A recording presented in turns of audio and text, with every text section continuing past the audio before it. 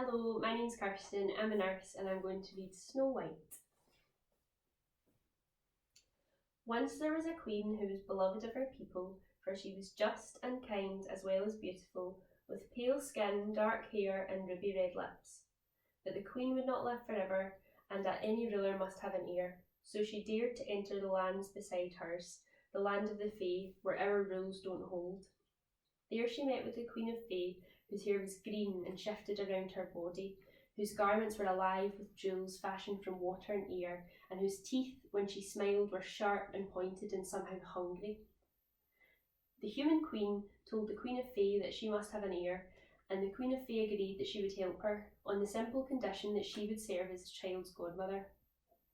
So it was agreed, and the next time the moon was full, the two queens met in a glade beneath its light. There the Queen of Fae spoke words of magic and fed to the human queen magical words, herbs and kisses to make a child with hair black as ebony, skin white as snow and lips red as blood.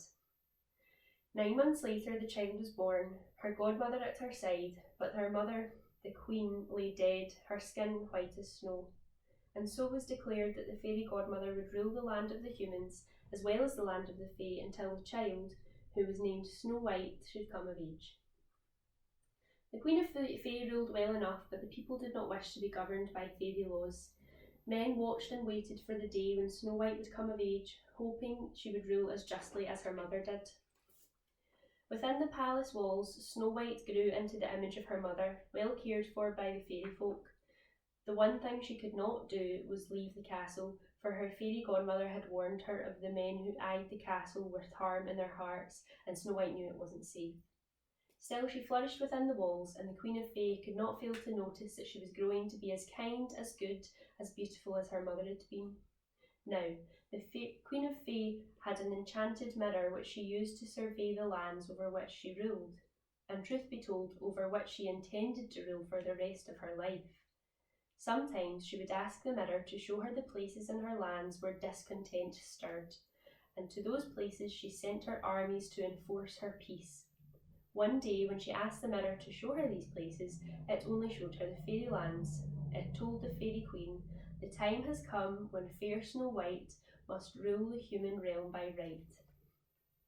The Queen of Fae was given pause. She had no intention of handing over the realm to Snow White, just as she had no intention of allowing her mother to keep it.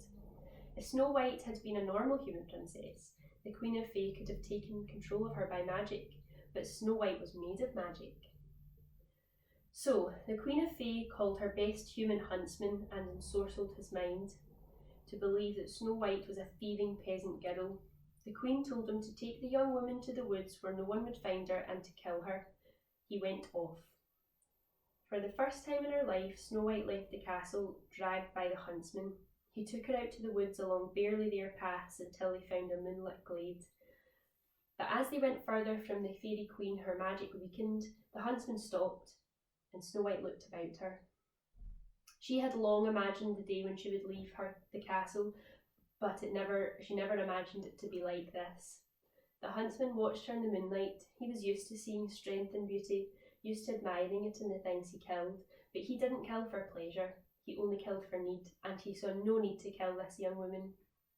"I don't want to kill you," he told her, "but you can never go back." "Never is a long time," she answered him, "and I don't know where else to be, but I'll be glad to find out. Let me give you something to convince my godmother that I'm dead." And she ripped some cloth from her tattered skirts, drew thorns across her white skin to release her red blood, soaked the fabric and gave it to the huntsman, who caught her as she fainted, lying her down where the ground seemed softest. That done, he disappeared into the forest, leaving Snow White as if dead on the ground.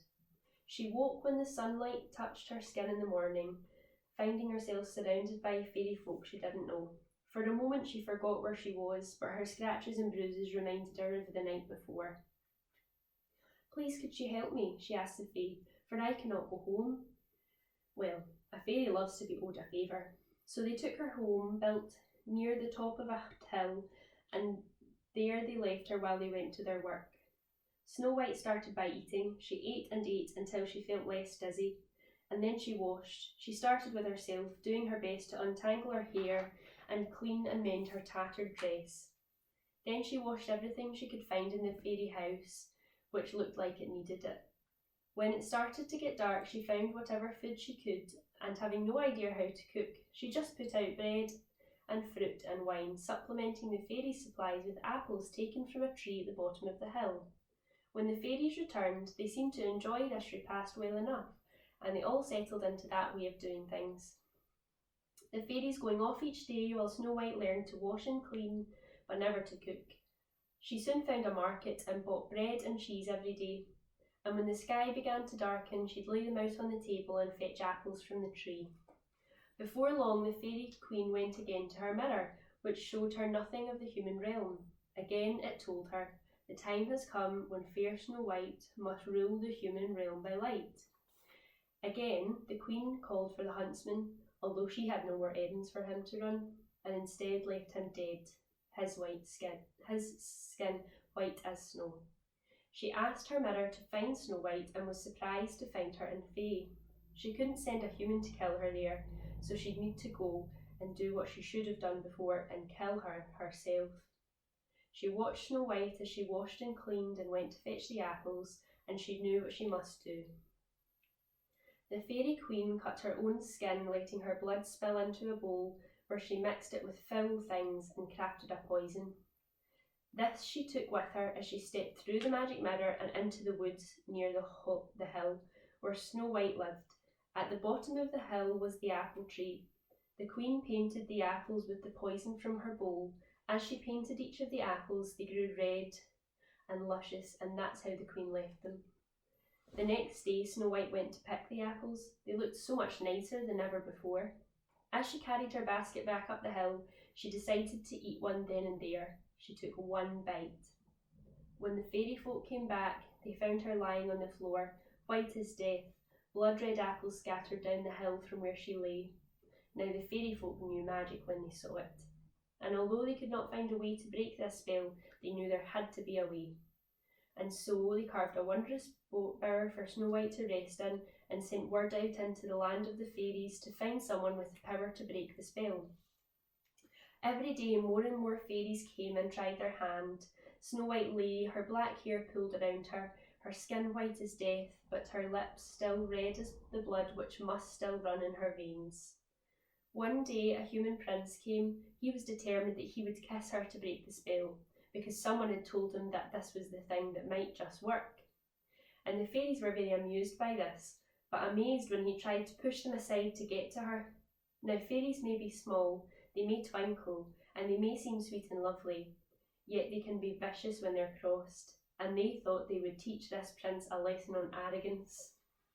In all the commotion, Snow White fell from her bower, tumbling down the hill. The jolt knocked the ensorcelled apples from her red lips. She breathed again, and when they realised the spell was broken, the Fae gathered around her, demanding to know her tale. It was time for Snow White to repay her debt. She told them at last that she was a princess, kept in the castle by her godmother, their own queen. She told them of the huntsman and of the queen's command. "Long enough have we been ruled," says one. "Have we been forced to toil for another's gain? Yet we will not take down one queen," said another, "just for another to come in her place." And so a plan was agreed, and the fairy folk came to the human lands, telling the people of their plan as they went, and the people joined with the fairy folk. And when the queen asked her mirror that morning where the trouble lay, she saw her own castle reflected back at her, a mob at the door, and fairies flying in the window, and that was all she saw. For soon she lay in a pool of her own blood, black as nightshade, and red flames licked at the white castle walls. And so the fairy queen was the last queen of the Fae or of the humans, and Snow White lived, and she was probably happy, but nobody tells stories of people with ordinary lives. The end.